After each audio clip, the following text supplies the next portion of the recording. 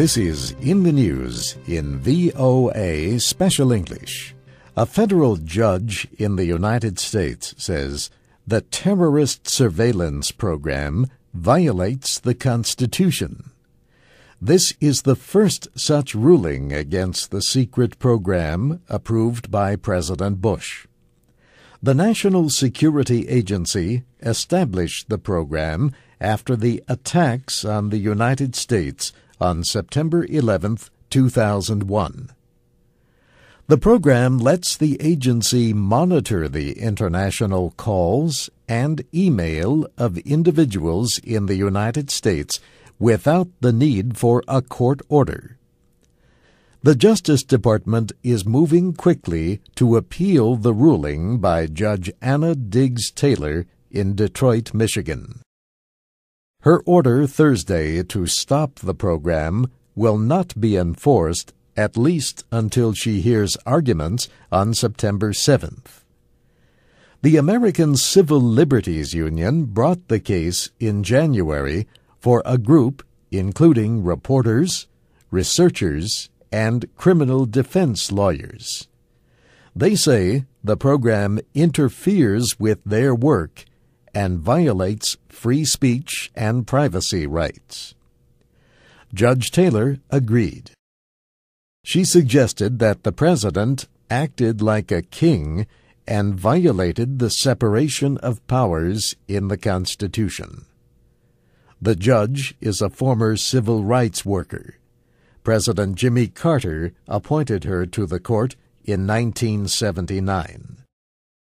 Administration officials say the surveillance program is carefully administered and has helped stop terrorist attacks.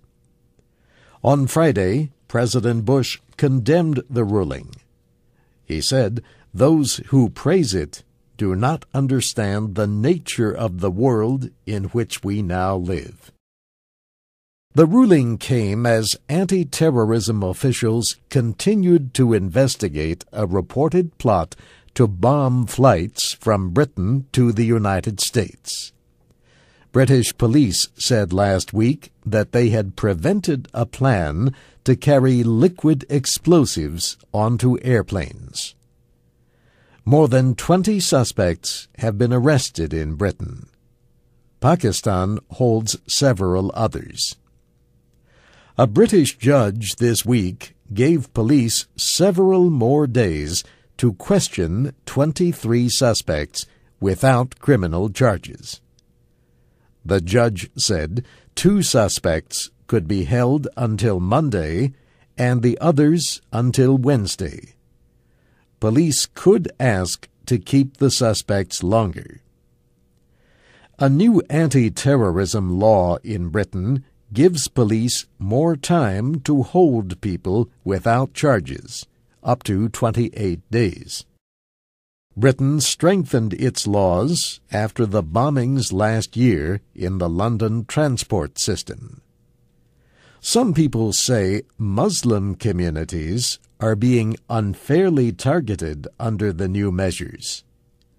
For others, the arrests last week only added to fears about so-called homegrown terrorists.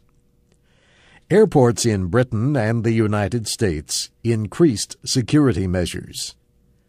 Officials banned travelers from carrying liquids onto flights in almost all cases. Pakistani officials say they have information to suspect al-Qaeda involvement behind the plot.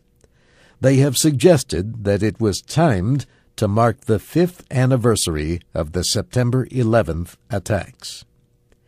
And that's In the News in VOA Special English, written by Brianna Blake and online at voaspecialenglish.com. I'm Steve Ember.